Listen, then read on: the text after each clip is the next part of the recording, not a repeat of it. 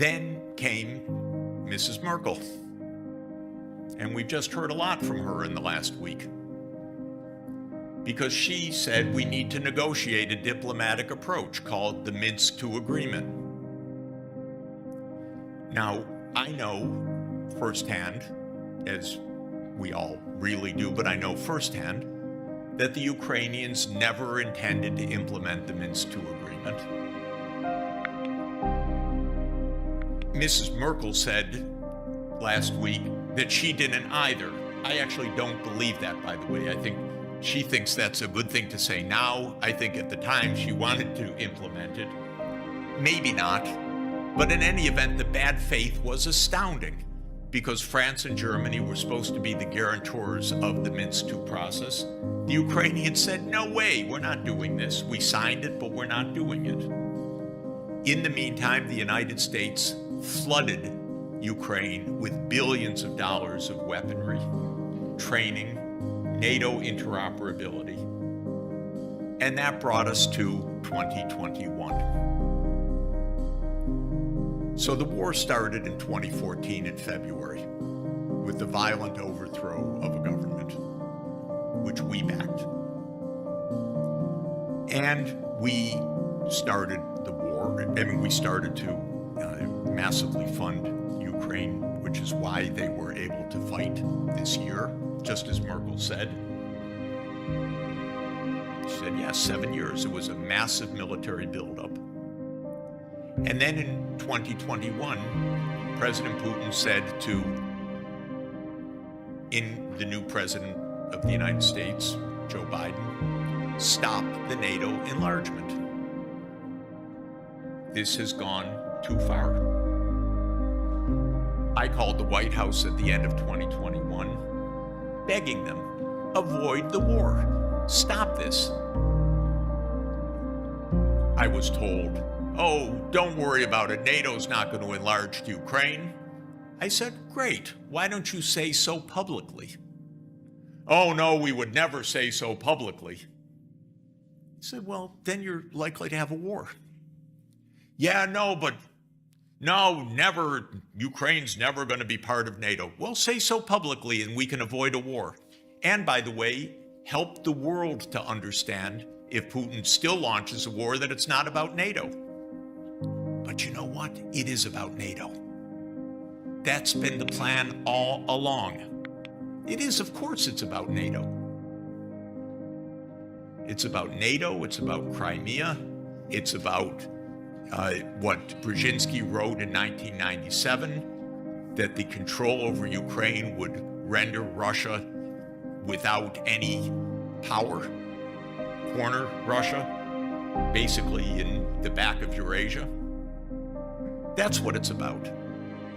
So I don't see Europe's wisdom in this, frankly.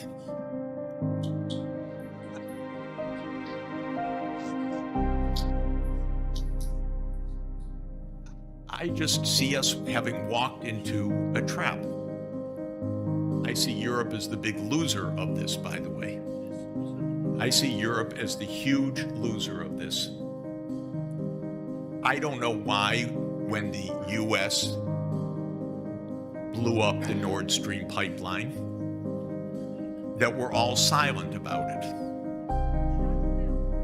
Why are we silent about it? Pardon me? That President Biden said on February 7th of this year that if Russia invades, the pipeline is finished. And the reporter looked incredulously, said, Mr. President, that is Russian, German infrastructure. And President Biden says, don't worry, we have our ways. And the U.S. does have its ways. It controls that territory. It monitors that territory.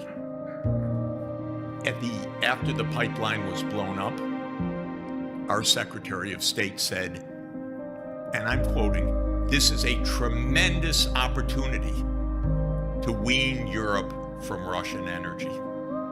What a weird statement if you're worried about international piracy of global infrastructure. You would say it's a terrible crime. it's a threat to world peace. You would not call it a tremendous opportunity to wean Europe from Russian energy. This was part of American foreign policy.